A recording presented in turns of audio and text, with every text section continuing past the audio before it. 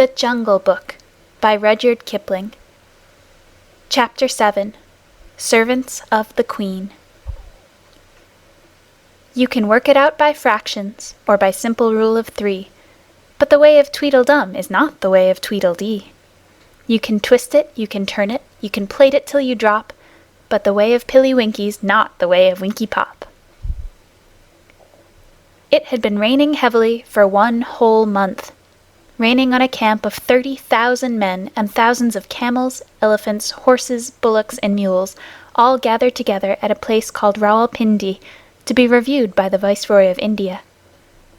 He was receiving a visit from the Amir of Afghanistan, a wild king of a very wild country. And the Amir had brought with him, for a bodyguard, 800 men and horses who had never seen a camp or a locomotive before in their lives, savage men and savage horses, from somewhere at the back of Central Asia. Every night a mob of these horses would be sure to break their heel ropes and stampede up and down the camp through the mud and the dark, or the camels would break loose and run about and fall over the ropes of the tents, and you can imagine how pleasant that was for men trying to go to sleep. My tent lay far away from the camel lines, and I thought it was safe, but one night a man popped his head in and shouted, "Get out, quick! They're coming! My tent's gone!" I knew who they were, so I put on my boots and waterproof and scuttled out into the slush. Little Vixen, my fox terrier, went out through the other side, and then there was a roaring and a grunting and a bubbling, and I saw the tent cave in as the pole snapped and began to dance about like a mad ghost. A camel had blundered into it, and wet and angry as I was, I could not help laughing. Then I ran on, because I did not know how many camels might have got loose, and before long I was out of sight of the camp, ploughing my way through the mud. At last I fell over the tail end of a gun, and by that knew I was somewhere near the artillery lines, where the cannons were stacked at night. As I did not want to plouter about any more in the drizzle and the dark, I put my waterproof over the muzzle of one gun, and made a sort of wigwam with 2 or 3 rammers that I found, and lay along the tail of another gun, wondering where Vixen had got to, and where I might be. Just as I was getting ready to go to sleep, I heard a jingle of harness and a grunt, and a mule passed me shaking his wet ears. He belonged to a screw-gun battery, for I could hear the rattle of the straps and rings and chains and things on his saddle-pad. The screw-guns are the tiny little cannons made in 2 pieces that are screwed together when the time comes to use them. They are taken up mountains, anywhere that a mule can find a road, and they are very useful for fighting in rocky country. Behind the mule there was a camel, with his big soft feet squelching and slipping in the mud, and his neck bobbing to and fro like a strayed hen's. Luckily I knew enough of beast language, not wild beast language, but camp beast language, of course, from the natives to know what he was saying. He must have been the one that flopped into my tent, for he called to the mule, "What shall I do? Where shall I go? I have fought with a white thing that waved, and it took a stick and hit me on the neck." That was my broken tent pole, and I was very glad to know it. "Shall we run on?" "Oh, it was you," said the mule. "You and your friends that have been disturbing the camp? All right, you'll be beaten for this in the morning, but I may as well give you something on account now." I heard the harness jingle as the mule backed and caught the camel 2 kicks in the ribs that rang like a drum. "Another time," he said, "you'll know better than to run through a mule battery at night shouting, 'Thieves and fire!' Sit down and keep your silly neck quiet." The camel doubled up camel fashion, like a 2-foot rule, and sat down whimpering. There was a regular beat of hoofs in the darkness, and a big troop horse cantered up as steadily as though he were on parade, jumped a gun-tail, and landed close to the mule. "It's disgraceful," he said, blowing out his nostrils. "These camels have racketed through our lines again, 3rd time this week. How's a horse to keep up his condition if he isn't allowed to sleep? Who's here?" "I'm the breech-piece mule of No. 2 gun of the 1st screw battery," said the mule, "and the other's one of your friends. He's waked me up, too. Who are you?"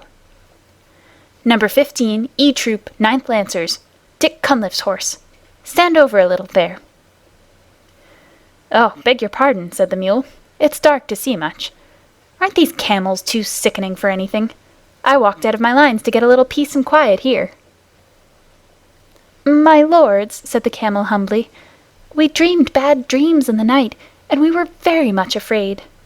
I am only a baggage camel of the 39th Native Infantry, and I am not as brave as you are, my lords." "Then why didn't you stay and carry baggage for the 39th Native Infantry, instead of running all around the camp?" said the mule. "They were such very bad dreams," said the camel. "I am sorry. Listen! What is that? Shall we run on again?" "Sit down," said the mule, "or you'll snap your long stick legs between the guns." He cocked one ear and listened. "Bullocks," he said. "Gun bullocks. On my word, you and your friends have waked the camp very thoroughly. It takes a good deal of prodding to put up a gun bullock." I heard a chain dragging along the ground, and a yoke of the great sulky white bullocks that drag the heavy siege guns when the elephants won't go any nearer to the firing came shouldering along together. And almost stepping on the chain was another battery mule, calling wildly for Billy. "That's one of our recruits," said the old mule to the troop horse. "He's calling for me. Here, youngster, stop squealing. The dark never hurt anybody yet." The gun bullocks lay down together and began chewing the cud, but the young mule huddled close to Billy. "Things," he said. "Fearful and horrible things, Billy. They came into our lines while we were asleep. Do you think they'll kill us?" "I've a very great mind to give you a #1 kicking," said Billy. "The idea of a 14-hand mule with your training disgracing the battery before this gentleman." "Gently, gently," said the troop horse. "Remember, they are always like this to begin with. The first time I ever saw a man, it was in Australia when I was a 3-year-old.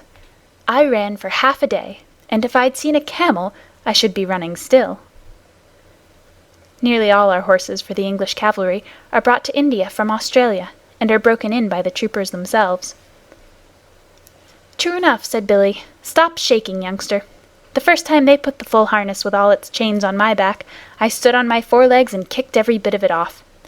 I hadn't learned the real science of kicking then, but the battery said they'd never seen anything like it."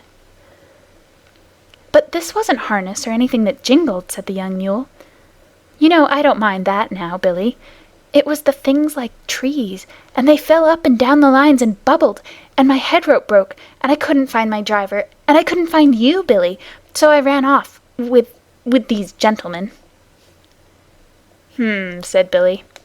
"As soon as I heard the camels were loose, I came away on my own account. When a battery, a screw-gun mule, calls gun bullocks gentlemen, he must be very badly shaken up. Who are you fellows on the ground there?" The gun bullocks rolled their cuds and answered both together, "The 7th yoke of the 1st gun of the big gun battery. We were asleep when the camels came, but when we were trampled on we got up and walked away. It is better to lie quiet in the mud than to be disturbed on good bedding. We told your friend here that there was nothing to be afraid of, but he knew so much that he thought otherwise. Wah!" They went on chewing. "That comes of being afraid," said Billy. "You get laughed at by gun bullocks. I hope you like it, young'un." The young mule's teeth snapped, and I heard him say something about not being afraid of any beefy old bullock in the world. But the bullocks only clicked their horns together and went on chewing. "Now, don't be angry after you've been afraid. That's the worst kind of cowardice," said the troop horse. "Anybody can be forgiven for being scared in the night, I think, if they see things they don't understand. We've broken out of our pickets again and again, 450 of us, just because a new recruit got to telling tales of whip snakes at home in Australia, till we were scared to death of the loose ends of our head ropes." "That's all very well in camp," said Billy. "I'm not above stampeding myself for the fun of the thing, when I haven't been out for a day or two. But what do you do on active service?" "Oh, that's quite another set of new shoes," said the troop horse. "Dick Cunliffe's on my back then, and drives his knees into me, and all I have to do is to watch where I am putting my feet, and to keep my hind legs well under me, and be bridle-wise." "What's bridle-wise?" said the young mule. "By the blue gums of the black blocks," snorted the troop horse. "Do you mean to say that you aren't taught to be bridle-wise in your business? How can you do anything unless you can spin round at once when the rein is pressed on your neck? It means life or death to your man, and of course that's life or death to you. Get round with your hind legs under you the instant you feel the rein on your neck. If you haven't room to swing round, rear up a little and come round on your hind legs. That's being bridle-wise." "We aren't taught that way," said Billy the Mule stiffly. "We're taught to obey the man at our head, step off when he says, and step in when he says so. I suppose it comes to the same thing. Now, with all this fine fancy business and rearing, which must be very bad for your hocks, what do you do?" "Well, that depends," said the troop horse. "Generally, I have to go in among a lot of yelling, hairy men with knives, long shiny knives, worse than the farrier's knives, and I have to take care that Dick's boot is just touching the next man's boot without crushing it. I can see Dick's lance to the right of my right eye, and I know I'm safe. I shouldn't care to be the man or horse that stood up to Dick and me when we're in a hurry." "Don't the knives hurt?" said the young mule. "Well, I got one cut across the chest once, but that wasn't Dick's fault." "A lot I should have cared whose fault it was if it hurt," said the young mule. "You must," said the troop horse. "If you don't trust your man, you may as well run away at once. That's what some of our horses do, and I don't blame them. As I was saying, it wasn't Dick's fault. The man was lying on the ground, and I stretched myself not to tread on him, and he slashed up at me. Next time I have to go over a man lying down, I shall step on him, hard." Said Billy. "It sounds very foolish. Knives are dirty things at any time. The proper thing to do is to climb up a mountain with a well-balanced saddle, hang on by all 4 feet and your ears too, and creep and crawl and wiggle along till you come out hundreds of feet above anyone else, on a ledge where there's just room enough for your hoofs. Then you stand still and keep quiet. Never ask a man to hold your head, young'un. Keep quiet while the guns are being put together, and then you watch the little poppy shells drop down into the tree-tops ever so far below." "Don't you ever trip?" said the troop horse. "They say that when a mule trips, you can split a hen's ear," said Billy. "Now and again, perhaps a badly packed saddle will upset a mule, but it's very seldom. I wish I could show you our business. It's beautiful. Why, it took me 3 years to find out what the men were driving at. The science of the thing is never to show up against the skyline, because if you do, you may get fired at. Remember that, young'un. Always keep hidden as much as possible, even if you have to go a mile out of your way. I lead the battery when it comes to that sort of climbing." "Fired at without the chance of running into the people who are firing?" said the troop horse, thinking hard. "I couldn't stand that. I should want to charge, with Dick." "Oh, no, you wouldn't. You know that as soon as the guns are in position, they'll do the charging. That's scientific and neat, but knives, pah!" The baggage camel had been bobbing his head to and fro for some time past, anxious to get a word in edgewise. Then I heard him say, as he cleared his throat nervously, I have fought a little, but not in that climbing way or that running way." "No, now you mention it," said Billy, "you don't look as though you were made for climbing or running much. Well, how was it, old hay bales?" "The proper way," said the camel. "We all sat down—" "Oh, my crupper and breastplate," said the troop horse under his breath. "Sat down." "We sat down, 100 of us," the camel went on, "in a big square, and the men piled our kajawas, our packs and saddles, outside the square, and they fired over our backs, the men did, on all sides of the square." "What sort of men? Any men that came along?" said the troop horse. "They teach us in riding school to lie down and let our masters fire across us, but Dick Cunliffe is the only man I'd trust to do that. It tickles my girths, and besides, I can't see with my head on the ground." "What does it matter who fires across you?" said the camel. "There are plenty of men and plenty of other camels close by, and a great many clouds of smoke. I am not frightened then. I sit still and wait." "And yet," said Billy, "you dream bad dreams and upset the camp at night. Well, well, before I'd lie down, not to speak of sitting down, and let a man fire across me, my heels and head would have something to say to each other. Did you ever hear anything so awful as that?" There was a long silence, and then one of the gun bullocks lifted up his big head and said, "This is very foolish indeed. There's only one way of fighting." "Oh, go on," said Billy. "Please don't mind me. I suppose you fellows fight standing on your tails?"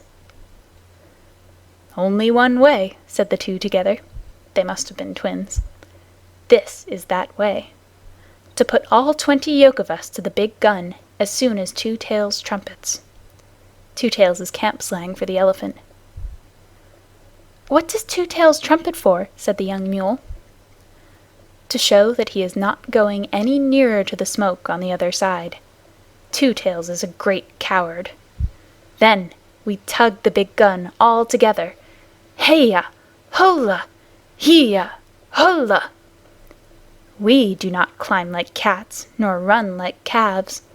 We go across the level plain, 20 yoke of us, till we are unyoked again, and we graze while the big guns talk across the plain to some town with mud walls, and pieces of the wall fall out, and the dust goes up, as though many cattle were coming home.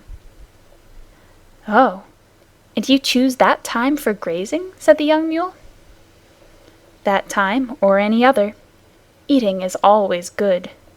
We eat till we are yoked up again, and tug the gun back to where Two Tails is waiting for it. Sometimes there are big guns in the city that speak back, and some of us are killed. And then there is all the more grazing for those that are left. This is fate. Nothing but fate.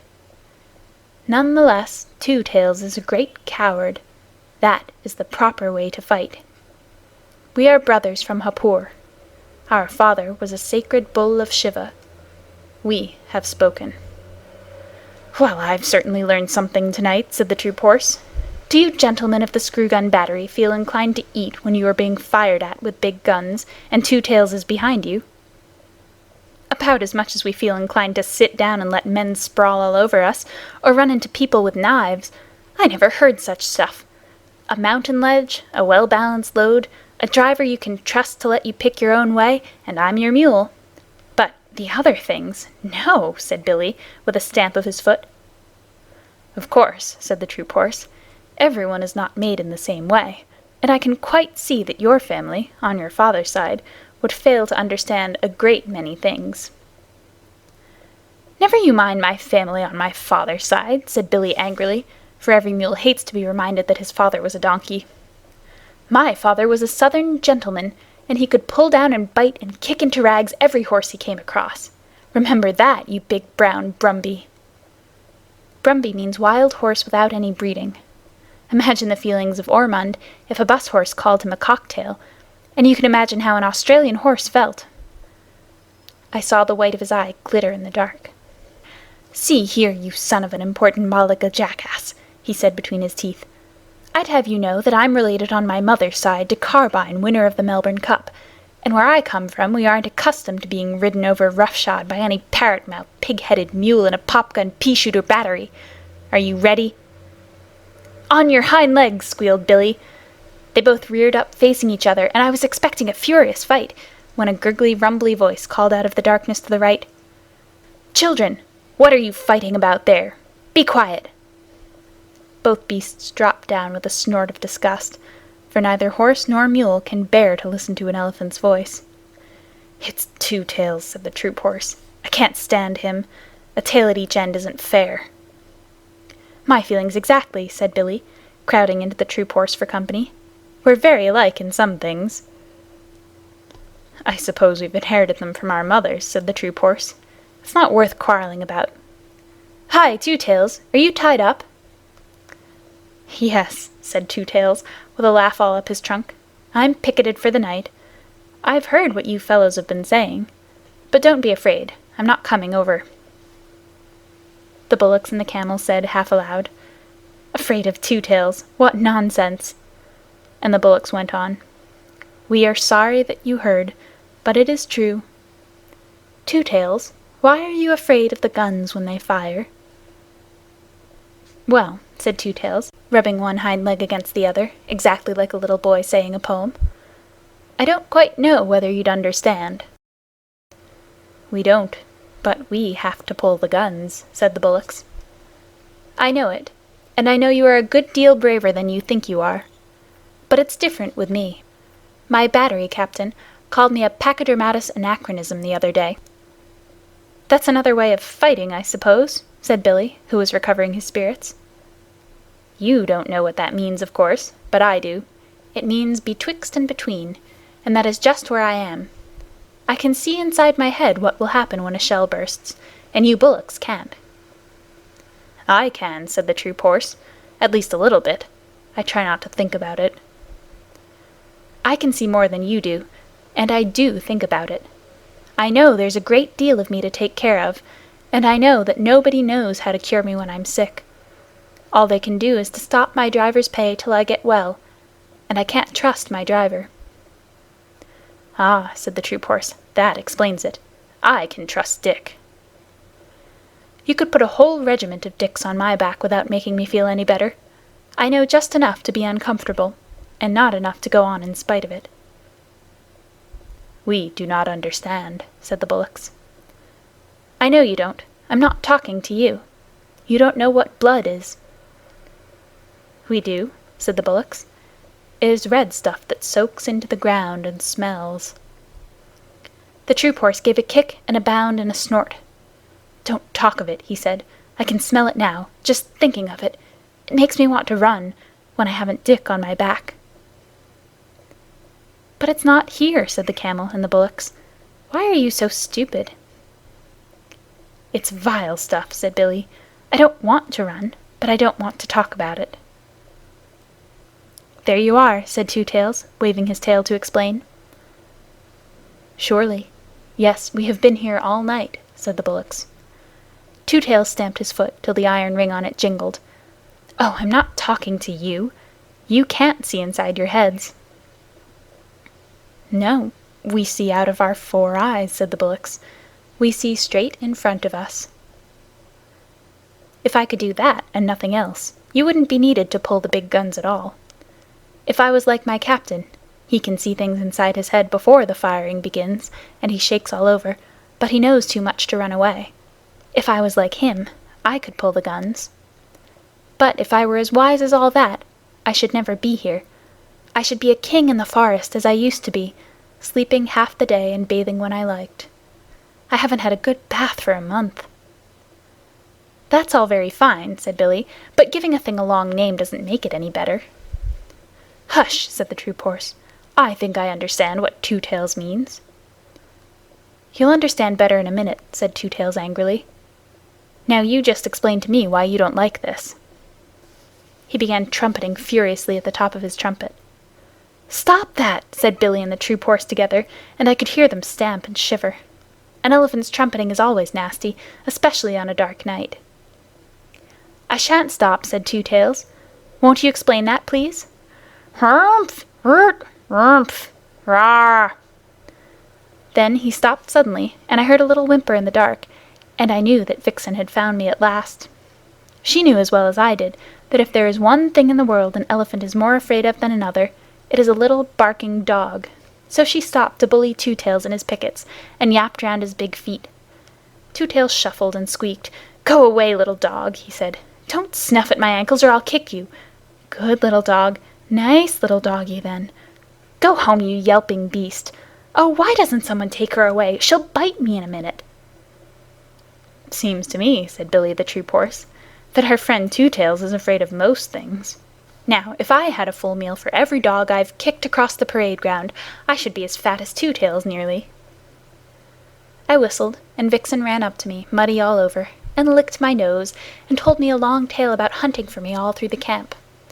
I never let her know that I understood beast talk, or she would have taken all sorts of liberties. So I buttoned her into the breast of my overcoat, and Two Tails shuffled and stamped, and growled to himself. "Extraordinary, most extraordinary," he said. "It runs in our family. Now where has that nasty little beast gone to?" I heard him feeling about with his trunk. "We all seem to be affected in various ways," he went on, blowing his nose. "Now, you gentlemen were alarmed, I believe, when I trumpeted?" "Not alarmed exactly," said the troop horse, "but it made me feel as though I had hornets where my saddle ought to be. Don't begin again." "I'm frightened of a little dog, and the camel here is frightened by bad dreams in the night." "It is very lucky for us that we haven't all got to fight in the same way," said the troop horse. "What I want to know," said the young mule, who had been quiet for a long while, "what I want to know is, why we have to fight at all." "Because we're told to," said the troop horse, with a snort of contempt. Orders, said Billy the Mule, and his teeth snapped. Hookum high! It is an order, said the Camel with a gurgle, and Two Tails and the bullocks repeated, Hookum high! Yes, but who gives the orders? Said the recruit mule. The man who walks at your head, or sits on your back, and holds the nose rope, or twists your tail, said Billy, and the troop horse and the camel and the bullocks, one after the other. But who gives them the orders? Now you want to know too much, young'un, said Billy, and that is one way of getting kicked. All you have to do is to obey the man at your head and ask no questions. He's quite right, said Two Tails. I can't always obey, because I'm betwixt and between, but Billy's right. Obey the man next to you who gives the order, or you'll stop all the battery, besides getting a thrashing. The gun bullocks got up to go. Morning is coming, they said. We will go back to our lines. It is true that we only see out of our eyes, and we are not very clever, but still we are the only people tonight who have not been afraid. Good night, you brave people. Nobody answered, and the troop horse said, to change the conversation, Where's that little dog? A dog means a man somewhere about. Here I am, yapped Vixen, under the gun-tail with my man. You big blundering beast of a camel, you upset our tent. My man's very angry. Phew, said the bullocks. He must be white. Of course he is, said Vixen. Do you suppose I'm looked after by a black bullock driver? Wah! Wash! Ugh, said the bullocks. Let us get away, quickly. They plunged forward in the mud, and managed somehow to run their yoke on the pole of an ammunition wagon, where it jammed. Now you have done it, said Billy calmly. Don't struggle. You're hung up till daylight. What on earth's the matter? The bullocks went off into the long, hissing snorts that Indian cattle give, and pushed and crowded and slewed and stamped and slipped and nearly fell down in the mud, grunting savagely. You'll break your necks in a minute, said the troop horse. What's the matter with white men? I live with 'em. They eat us. Pull, said the near bullock. The yoke snapped with a twang, and they lumbered off together. I never knew before what made Indian cattle so scared of Englishmen. We eat beef, a thing that no cattle driver touches, and of course the cattle do not like it. May I be flogged with my own pad chains? Who'd have thought of two big lumps like those losing their heads? Said Billy. Never mind, I'm going to look at this man. Most of the white men, I know, have things in their pockets, said the troop horse. I'll leave you then. I can't say I'm over fond of him myself.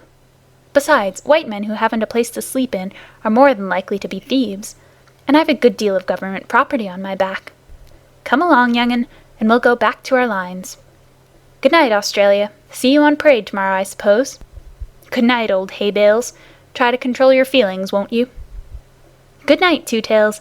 If you pass us on the ground tomorrow, don't trumpet. It spoils our formation. Billy the Mule stamped off with the swaggering limp of an old campaigner as the troop horse's head came nuzzling into my breast, and I gave him biscuits, while Vixen, who's a most conceited little dog, told him fibs about the scores of horses that she and I kept. I'm coming to the parade tomorrow in my dog-cart, she said. Where will you be? On the left hand of the 2nd Squadron. I set the time for all my troop, little lady, he said politely. Now I must go back to Dick. My tail's all muddy, and he'll have 2 hours' hard work dressing me for parade. The big parade of all the 30,000 men was held that afternoon, and Vixen and I had a good place close to the Viceroy and the Emir of Afghanistan, with his high big black hat of Astrakhan wool, and the great diamond star in the center. The first part of the review was all sunshine, and the regiments went by in wave upon wave of legs all moving together, and guns all in a line, till our eyes grew dizzy. Then the cavalry came up to the beautiful cavalry canter of Bonnie Dundee, and Vixen cocked her ear where she sat on the dog-cart.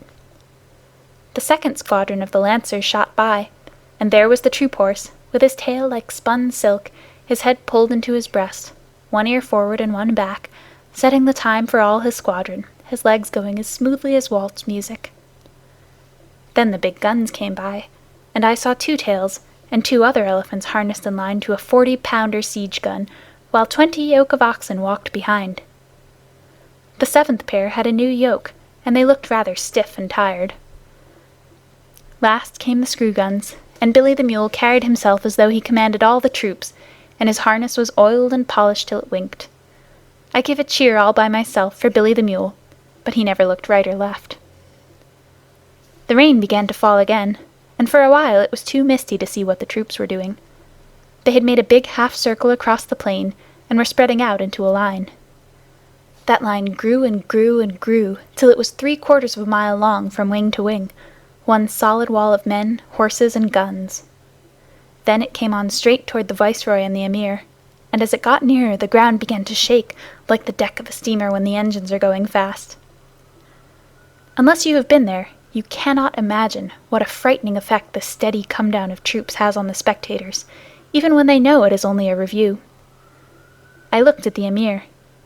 Up till then he had not shown the shadow of a sign of astonishment or anything else, but now his eyes began to get bigger and bigger, and he picked up the reins on his horse's neck and looked behind him.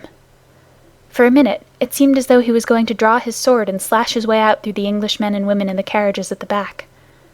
Then the advance stopped dead, the ground stood still, the whole line saluted, and 30 bands began to play all together. That was the end of the review, and the regiments went off to their camps in the rain, and an infantry band struck up with, "The animals went in 2 by 2, hurrah! The animals went in 2 by 2, the elephant and the battery mule, and they all got into the ark, for to get out of the rain." Then I heard an old, grizzled, long-haired Central Asian chief, who had come down with the Emir, asking questions of a native officer. "Now," said he, "in what manner was this wonderful thing done?" And the officer answered, "An order was given, and they obeyed." "But are the beasts as wise as the men?" said the chief. "They obey, as the men do. Mule, horse, elephant, or bullock, he obeys his driver, and the driver his sergeant, and the sergeant his lieutenant, and the lieutenant his captain, and the captain his major, and the major his colonel, and the colonel his brigadier commanding 3 regiments, and the brigadier the general, who obeys the viceroy, who is the servant of the empress. Thus it is done." "Would it were so in Afghanistan," said the chief, "for there we obey only our own wills." "And for that reason," said the native officer, twirling his mustache, "your Emir, whom you do not obey, must come here and take orders from our viceroy." Parade Song of the Camp Animals. Elephants of the Gun Team. We lent to Alexander the strength of Hercules, the wisdom of our foreheads, the cunning of our knees. We bowed our necks to service, they ne'er were loosed again. Make way there, way for the 10-foot teams of the 40-pounder train. Gun bullocks. Those heroes in their harnesses avoid a cannon-ball, and what they know of powder upsets them one and all. Then we come into action and tug the guns again. Make way there, way for the 20 yoke of the 40-pounder train. Cavalry horses. By the brand on my shoulder, the finest of tunes is played by the lancers, hussars, and dragoons, and it's sweeter than stables or water to me, the cavalry canter of bonny Dundee. Then feed us and break us, and handle and groom, and give us good riders and plenty of room, and launch us in column of squadron, and see the way of the war horse to bonny Dundee. Screw-gun mules. As me and my companions were scrambling up a hill, the path was lost in rolling stones, but we went forward still. For we can wriggle and climb, my lads, and turn up everywhere. Oh, it's our delight on a mountain height, with a leg or 2 to spare. Good luck to every sergeant, then, that lets us pick our road. Bad luck to all the drivermen that cannot pack a load. For we can wriggle and climb, my lads, and turn up everywhere. Oh, it's our delight on a mountain height, with a leg or 2 to spare. Commissariat camels.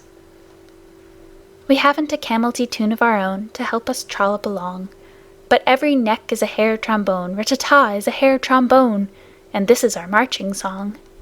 Can't, don't, shan't, won't, pass it along the line. Somebody's pack has slid from his back, wish it were only mine. Somebody's load has tipped off in the road, cheer for a halt and a row.